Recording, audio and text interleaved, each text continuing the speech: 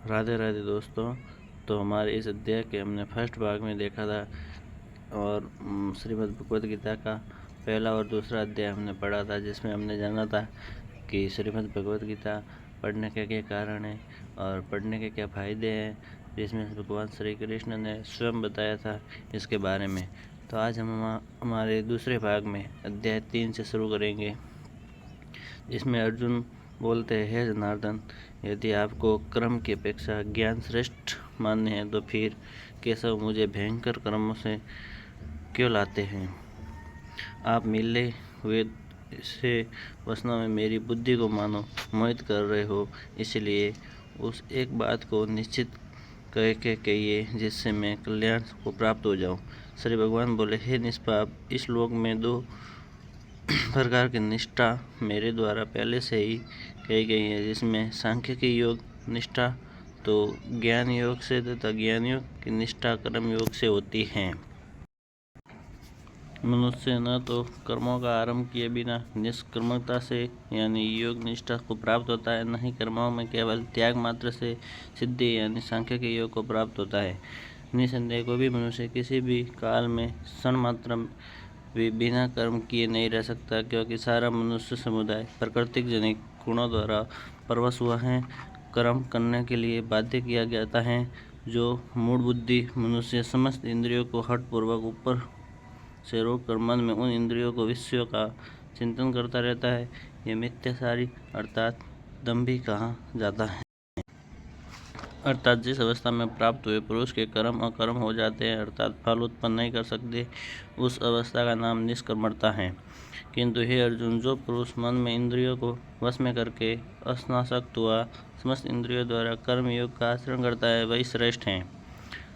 तो संसार शास्त्र वहित कर्तव्य कर्म कर, क्योंकि कर्म न करने की अपेक्षा कर्म करना श्रेष्ठ है, तथा कर्म न करने से तेरा शरीर निर्वाह भी नहीं सिद्ध होता।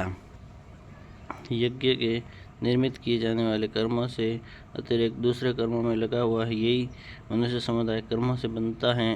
इसलिए हे अर्जुन, तू आसक्ति से रहित होकर उस यज्ञ के निमित्त में भली भांति कर्तव्य कर। प्रजापति ब्रह्मा ने कल्प के आदि में यज्ञ सहित प्रजाओं को रच कर उन्हें कहा कि तुम लोग इस यज्ञ के द्वारा विधि वर्धि को प्राप्त हो जाओ, और यह यज्ञ तुम लोगों को इच्छित भोग प्रदान करने वाला हो। तुम लोग इस यज्ञ के द्वारा देवताओं को उत्पन्न करो और देवता तुम लोगों को उत्पन्न करे। इस प्रकार निस्वार्थ भाव से एक दूसरे से उत्पन्न करने से तुम लोग परम कल्याण को प्राप्त हो जाओगे। यज्ञ के द्वारा बढ़ाए हुए देवता तुम लोगों को बिना मांगे ही इच्छित भोग निश्चित ही देते रहेंगे। इस प्रकार इन देवताओं के द्वारा दिए गए भोगों को जो पुरुष उनको बिना दिए स्वयं भोगता है, वह स्वर ही है। यज्ञ से बचे हुए अन्न को खाने वाले श्रेष्ठ पुरुष सब पापों से मुक्त हो जाते हैं, और जो पापी लोग अपना शरीर पोषण करने के लिए अन्न पकाते हैं, वे तो पापों को ही खाते हैं। संपूर्ण प्राणी अन्न से उत्पन्न होते हैं। अन्न की उत्पत्ति वृष्टि से होती है, वृष्टि यज्ञ से होती है, और यज्ञ विविध कर्मों से उत्पन्न होने वाला कर्म समुदाय को तू वेद से उत्पन्न और वेदों को अविनाशी परमात्मा से उत्पन्न हुआ जान। इससे सिद्ध होता है कि वे सर्वव्यापी परम अक्षर परमात्मा सदा ही यज्ञ में प्रतिष्ठित है। हे पार्थ, जो पुरुष इस लोक में इस प्रकार परंपरा से प्रचलित सृष्टि के अनुकूल नहीं बरता, अर्थात अपने कर्तव्य का पालन नहीं करता, वह इंद्रियों के द्वारा भोगों में रमण करने वाला पापायु पुरुष व्यर्थ ही जीता है। परंतु जो मनुष्य आत्मा में ही रमण करने वाला और आत्मा से ही तृप्त और आत्मा से ही संतुष्ट हो, उसके लिए कोई कर्तव्य नहीं है। उस महापुरुष इस विश्व में न तो कर्म करने से कोई प्रयोजन करता है, न कर्मों के न करने से कोई प्रयोजन करता है, अर्थात संपूर्ण प्राणियों में किसी भी इसका किंचित मात्र भी स्वार्थ का संबंध नहीं रहता। इसीलिए तू निरंतर आसक्ति से रहित होकर सदा कर्तव्य को भली भांति करता रहा, क्योंकि आसक्ति से रहित होकर कर्म करता हुआ मनुष्य परमात्मा को प्राप्त हो जाता है। जनाकिन यानी भी आसक्ति रहित कर्म द्वारा ही परम सिद्धियों को प्राप्त हुए। इसीलिए तथा लोक संग्रहण को देखते हुए भी तू कर्म करने के योग्य अर्थात तुझे कर्म करना ही उचित है। जो पुरुष जो आचरण करता है, अन्य पुरुष भी वैसा ही आचरण करते हैं। वह जो कुछ प्रमाण कर देता है, समस्त मनुष्य समुदाय उसी के अनुसार बरतने लग जाते हैं।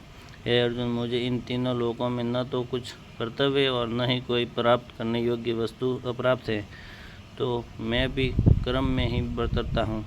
क्योंकि हे पार्थ, यदि कदाचित मैं सावधान होकर कर्मों में न बरतूँ तो बड़ी हानि हो जाए, क्योंकि मनुष्य सब प्रकार से मेरे ही मार्ग का अनुसरण करते हैं।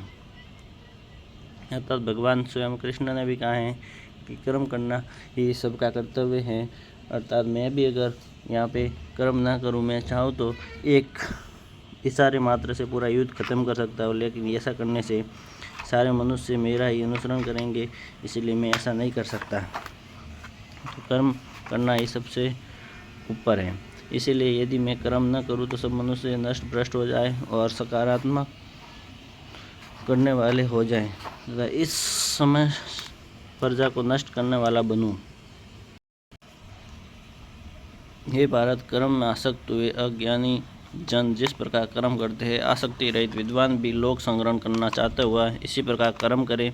परमात्मा के स्वरूप में अटल स्थित हुए ज्ञानी पुरुष को चाहिए कि वह शास्त्र विहित कर्मों में आसक्ति वाले अज्ञानियों बुद्धि में भ्रम अर्थात कर्मों में अश्रद्धा उत्पन्न न करे, किंतु स्वयं शास्त्रविद समस्त कर्म भली भांति करता हुआ उसे भी वैसे ही करवाते। वास्तव में संपूर्ण कर्म सब प्रकार से प्रकृति के गुणों द्वारा किए जाते, तो भी जिसका अंतःकरण अहंकार से मोहित हो रहा है, ऐसा अज्ञानी मैं करता हूँ ऐसा मानता हूँ। परंतु हे महाभाव, गुण विभाग और क्रम विभाग के तत्व को जानने वाला ज्ञान योगी संपूर्ण गुणों से बरत रहे ऐसा समझकर उसमें आसक्त नहीं होता। प्रकृति के गुणों से अत्यंत मोहित हुए मनुष्य गुणों में और कर्मों में आसक्त रहते हैं। उन पूर्णतया न समझने वाले मंद बुद्धि अज्ञानियों को पूर्णतया जानने वाले ज्ञानी विचलित न करें। मुझे अंतर्यामी परमात्मा लगे वे चित्तकार द्वारा संपूर्ण कर्मों को मुझ में अर्पण करके आशा रहित, ममता रहित और सत्ताप रहित होकर युद्ध कर। जो कोई मनुष्य दोष दृष्टि से रहित तथा श्रद्धा युक्त होकर मेरे इस मत का सदा अनुसरण करते हैं, वे भी संपूर्ण कर्मों में छूट जाते हैं। परंतु जो मनुष्य मुझ में दोषारोपण करते हुए मेरे इस मत के अनुसार नहीं चलते, उन मूर्खों को तू संपूर्ण ज्ञानों में मोहित और नष्ट हुए ही समझ। सभी प्राणी प्रकृति को प्राप्त होते हैं, अर्थात अपने स्वभाव के परवश हुए कर्म करते हैं। ज्ञानवान भी इसी प्रकृति के अनुसार चेष्टा करता है, फिर इसमें किसका हट क्यों करेगा। इंद्रियों के अर्थ में अर्थात प्रत्येक इंद्रिय के विषय में राग और द्वेष छिपे हुए स्थित है। मनुष्य के उन दोनों के वश में नहीं होना चाहिए, क्योंकि वे दोनों ही अपने कल्याण मार्ग में विघ्न करने वाले महान शत्रु हैं। अच्छी प्रकार आचरण करने में लाए हुए दूसरों के धर्म से गुण रहित अपना धर्म अति उत्तम, अपने धर्म में मरता हुआ कल्याणकारक और दूसरों को भय को देने वाला है। फिर अर्जुन बोलते हैं, हे कृष्ण, फिर यह मनुष्य स्वयं न चाहता हुआ भी बालत लगाए हुए की भांति किसी से प्रेरित होकर पाप का आचरण करता है। श्री भगवान बोले, रजोगुण से उत्पन्न हुआ यह काम ही क्रोध है। यह बहुत खाने वाला अर्थात भोगों को से न कभी उगाने वाला बड़ा पापी है, जिसे तू इस विषय में वैरी जान। जिस प्रकार धुएं से अग्नि और मैल से दर्पण ढका रहता है, इसी प्रकार जहर से गर्भ ढका रहता है, वैसे उस काम के द्वारा यह ज्ञान ढका रहता है। और हे अर्जुन, इस अग्नि के समान कभी न पूर्ण होने वाला काम रूपी ज्ञानियों के नित्य वैरी के द्वारा मनुष्य ज्ञान ढका हुआ है। इंद्रियां, मन और बुद्धि ये सब वासस्थान कहे जाते हैं। यह काम इन मन, बुद्धि और इंद्रियों द्वारा ही ज्ञान को आच्छादित करके जीवात्मा को मोहित करता है। इसीलिए अर्जुन, तू पहले इंद्रियों को वश में करके इस ज्ञान और विज्ञान की नाश करने वाले महान पापी काम को अवश्य ही बलपूर्वक मार डाल। और इंद्रियों को स्थूल शरीर से यानी श्रेष्ठ, बलवान और सूक्ष्म कहते हैं। इन इंद्रियों को मन में और मन से बुद्धि और बुद्धि से अंतंत्य पर वह आत्मा है, यानी सबसे ऊपर आत्मा है, उसकी सुन। इस प्रकार बुद्धि से पर अर्थात सूक्ष्म, बलवान और अत्यंत श्रेष्ठ आत्मा को जानकर बुद्धि के द्वारा मन को वश में करके महाभाव तो इस काम रूप दुर्जय शत्रु को मार डाल। अब यहाँ पे तीसरा अध्याय पूरा होता है और चौथे अध्याय में श्री भगवान कृष्ण बोलते हैं, मैं अविनाशी योग को सूर्य से कहा था, सूर्य ने अपने पुत्र व्यवसत मनु से कहा था और मनु ने अपने पुत्र राजा इक्ष्वाकु से कहा था। यानी कि सूर्य के पुत्र व्यवसत और मनु के पुत्र राजा इक्ष्वाकु थे। यानी कि मनु से ही मनुष्य की उत्पत्ति हुई थी, जो स्वयं सूर्य भगवान के पुत्र थे। इससे हमको ये जानने को मिलता है। इसके आगे भगवान कहते हैं, हे परंतु अर्जुन, इस प्रकार परंपरा से प्राप्त इस योग को राजर्षियों ने जाना, किंतु इसके बाद वह योग बहुत काल से पृथ्वी लोक में विलुप्त हो गया। तू मेरा भक्त और प्रिय सखा है, इसीलिए वह पुरातन योग आज मैंने तुझको कहा है, क्योंकि बड़ा ही उत्तम रहस्य अर्थात गुप्त रखने योग्य विषय हैं। अर्जुन बोले, आपका जन्म तो अविनाशी अत्र अभी हल्का है और सूर्य का जन्म बहुत पुराना है, अर्थात कल्प के आदियों में हो चुका है। इस प्रकार मैं इस बात को कैसे समझूं कि आप ही ने कल्प के आदि में सूर्य से योग का कहा था। श्री भगवान बोले, हे परत्रद अर्जुन, मेरे और तेरे बहुत से जन्म हो चुके, इस सब को तू नहीं जानता, किंतु मैं जानता हूँ। मैं अजन्मा और अविश्वसनीय विनाशी स्वरूप होते हुए भी तथा समस्त प्राणियों का ईश्वर होते हुए भी अपने प्रकृति को अधीन करके अपने योग माया से प्रकट होता हूँ। हे भारत, जब जब धर्म की हानि और अधर्म की वृद्धि होती है, तब तब मैं अपने स्वरूप से रूप रचता हूँ, अर्थात सकारात्मक रूप से लोगों के सम्मुख प्रकट होता हूँ। साधु पुरुषों का उद्धार करने के लिए, पाप कर्म करने वालों का विनाश करने के लिए और धर्म की ऐसी तरह से स्थापना करने के लिए मैं युग युग में प्रकट हुआ हूँ। हे अर्जुन, मेरे जन्म और कर्म दिव्य अर्थात निर्मल और अलौकिक है। इस प्रकार जो मनुष्य तत्व से जान लेता है, वह शरीर को त्याग कर फिर जन्म को प्राप्त नहीं होता, किंतु मुझे ही प्राप्त होता है। पहले भी जिनके राग, भय और क्रोध सर्वथा नष्ट हो गए और जो मुझे अनन्य प्रेम पूर्वक स्थित रहते थे, ऐसे आश्रित रहने वाले बहुत से भक्त उपयुक्त ज्ञान, तप और पवित्र होकर मेरे स्वरूप को प्राप्त हो चुके हैं। हे अर्जुन, जो भक्त मुझे जिस प्रकार भजते हैं, मैं उसी प्रकार उनको भजता हूँ, क्योंकि सभी मनुष्य सब प्रकार से मेरे ही मार्ग का अनुसरण करते हैं। इस मनुष्य लोक में कर्मों के फल को इच्छा रखने वाले लोग देवता के पूजन किया करते हैं, क्योंकि उन्हें कर्मों से उत्पन्न होने वाली सिद्धि शीघ्र मिल जाती है। ब्राह्मण, क्षत्रिय, वैश्य और शूद्र इन 4 वर्णों का समूह गुण और कर्मों में विभाग पूर्वक मेरे द्वारा रचा गया है। इस प्रकार सृष्टि, रचना आदि कर्म का करता होने पर भी मुझ अविनाशी परमेश्वर को तू वास्तव में अकर्ता ही जान। कर्मों के फल से मेरी स्पृहा नहीं है, इसीलिए मुझे कोई लिप्त नहीं करते। इस प्रकार जो तत्व से जान होता है, वह कर्मों से नहीं बनता। पूर्व काल में मुमुक्षुओं ने इस प्रकार जानकर ही कर्म किए थे, इसीलिए तू भी पूर्वजन्म और तेरे पूर्वज सदा से किए जाने वाले कर्मों का ही कर रहे हैं। कर्म क्या है और अकर्म क्या है, इस प्रकार इसका निर्णय करने से बुद्धिमान पुरुष भी मोहित हो जाते हैं। इसीलिए वह कर्म तत्व में तुझे भली भांति समझा कर कहूँगा, जिससे जानकर तू अशुभ से अर्थात कर्म बंधन से मुक्त हो जाएगा। कर्म का स्वरूप भी जानना चाहिए और अकर्म का स्वरूप भी जानना चाहिए तथा विकर्म का स्वरूप भी जानना चाहिए, क्योंकि कर्म की गति गहन है। जो मनुष्य कर्म में अकर्म देखता है और जो अकर्म में कर्म देखता है, वह मनुष्यों की बुद्धिमान है और वह योगी समस्त कर्मों को करने वाला है।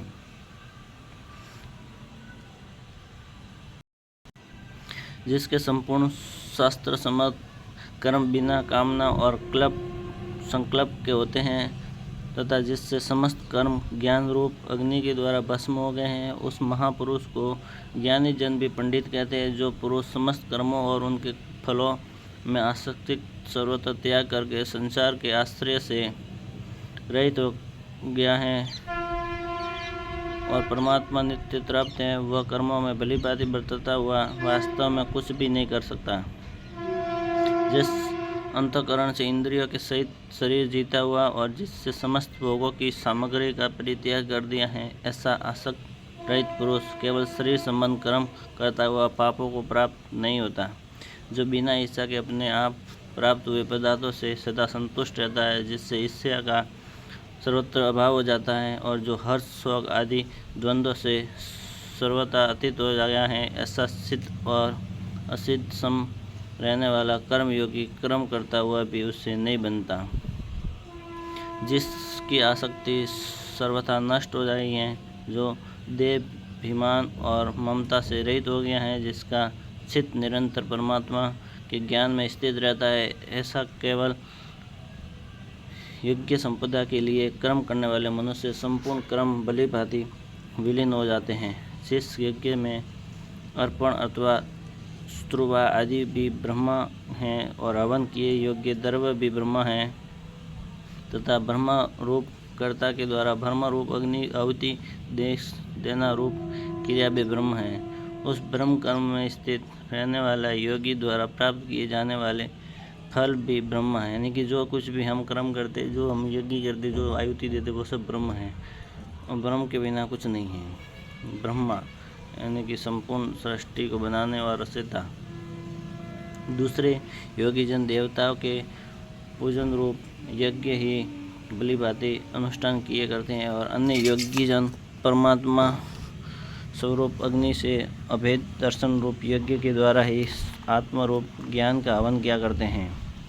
अन्य योगी जन स्रोत आदि समस्त इंद्रियों को स्वयं रूप अग्नियों में हवन किया करते हैं और दूसरे योगी लोग शब्दित समस्त विषयों को इंद्रिय रूप अग्नि में हवन किया करते हैं। दूसरे योगी जन इंद्रियों को समस्त क्रियाओं और पाप कर्मों को क्रियाओं से अक्षित आत्मा समय संयम योग अग्नि से हवा किया करते हैं। कई पुरुष द्रव्य संबंधी ज्ञान यज्ञ करने वाले, कितने ही तपस्या रूप यज्ञ करने वाले और दूसरे कितने ही योग रूप यज्ञ करने वाले, कितने ही अहिंसा तीक्ष्ण व्रत युद्ध यज्ञशील स्वाध्याय रूप ज्ञान करने वाले होते हैं। दूसरे कितने योगी जन अपावन वायु से प्राणवायु को हवन करते हैं, वैसे ही अन्य योगी जन प्राणवायु में अपावन वायु हवन करते हैं तथा अन्य कितने ही नियमित आहार करने वाले प्राण प्राणायाम पुरुष प्राण और अपान की गति को रोककर प्राणों को प्राण में ही हवन किया करते हैं। ये सभी साधक योग यज्ञों द्वारा पापों का नाश कर देने वाले और यज्ञों से जानने वाले हैं। हे कुरुक्षेत्र के कुरुश्रेष्ठ अर्जुन, यज्ञ से बचे हुए अमृत का अनुभव करने वाले योगी जन सनातन परम ब्रह्मा परमात्मा को प्राप्त होते हैं और यज्ञ न करने वाले पुरुष के लिए जो यह मनुष्य लोक भी सुखदायी नहीं है, फिर परलोक तो कैसे सुखदायी हो सकता है। इस प्रकार और भी बहुत तरह के यज्ञ वेदों की वाणी से विस्तार से कहे गए हैं। उन सब को तुम मन इंद्रिय और शरीर का क्रिया द्वारा संपन्न होने वाले जान। इस प्रकार तत्व से जानकर इसके अनुष्ठान द्वारा तू क्रमबद्ध में सर्वथा मुक्त हो जाएगा। हे परंतरत अर्जुन, त्रयमान यज्ञ की अपेक्षा ज्ञान यज्ञ अर्थात श्रेष्ठ है तथा यावन मात्र संपूर्ण कर्म ज्ञान में समाप्त हो जाते हैं। इस ज्ञान को तू तत्वदर्शी ज्ञानियों के पास जाकर समझ, उनको भली भांति दंडवत प्रणाम करके उनकी सेवा करने से, कपट छोड़ता सफलतापूर्वक प्रश्न करने से परमात्मा तत्व को भली भांति जानने वाले ज्ञानी महात्मा तुझे उस तत्व ज्ञान का उपदेश करेंगे, जिससे जानकर फिर तो इस प्रकार मोह को नहीं प्राप्त होता। हे अर्जुन, जिस ज्ञान से तू संपूर्ण भूतों को निशेष भाव से पहले अपने और पीछे दूसरे सदा सच्चिदानंद परमात्मा को देखेगा, यदि तू अन्य सब पापियों को अधिक पाप करने वाला है तो तू ज्ञान रूप नौका द्वारा निसंदेह संपूर्ण पाप समुद्र से भलीभांति तर जाएगा। क्योंकि ये अर्जुन, जैसे प्रज्वलित अग्नि ईंधन को भस्म कर देती है, वैसे ही ज्ञान स्वरूप अग्नि संपूर्ण कर्मों के भस्ममय कर देता है। इस संसार में ज्ञान के समान पवित्र करने वाला निसंदेह कोई भी नहीं है। उस ज्ञान को कितने ही काल में कर्म योग द्वारा शुद्धांतकरण हुआ मनुष्य अपने आप ही आत्मा में पा लेता है। जितेंद्रिय साधन प्राणायाम और श्रद्धावान मनुष्य ज्ञान को प्राप्त होता है तथा ज्ञान को प्राप्त होकर वह बिना विलंब के तत्काल ही भगवत प्राप्ति परम शांति को प्राप्त हो जाता है। विवेकहीन और श्रद्धा रहित संशय युक्त मनुष्य परमात्मा को अवश्य नष्ट हो जाता है। ऐसे संशय युक्त मनुष्य के लिए न यह लोक है, न परलोक है और न सुख ही है। हे धनंजय, अपनी कर्म योग की विधि से समस्त कर्मों को परमात्मा के अर्पण कर दिया और जिससे विवेक द्वारा समस्त संशय का नाश कर दिया। ऐसे वश में किए हुए अंतःकरण वाले पुरुष को कर्म नहीं बांधते। इसीलिए हे भरतवंशी अर्जुन, तो हर दिश से स्थित इस अज्ञान जनित अपने संशय का विवेक रूप तलवार द्वारा छेदन करके समत्व रूप कर्म योग में स्थित हो जा और युद्ध के लिए खड़ा हो जा। इस प्रकार हमारे 4 अध्याय पूरे होते हैं। हम नेक्स्ट अध्याय में आपके लिए 5वां अध्याय का भाग लेके आएंगे। और हमारी मेहनत अच्छी लगी हो तो शेयर करें, लाइक करें, सब्सक्राइब करें हमारे चैनल को और हमें सपोर्ट करें। और अगर कुछ कमी लगे तो आप कमेंट में ज़रूर बताएं और हम आप इसका सुधार करने का प्रयास करेंगे। धन्यवाद। राधे राधे।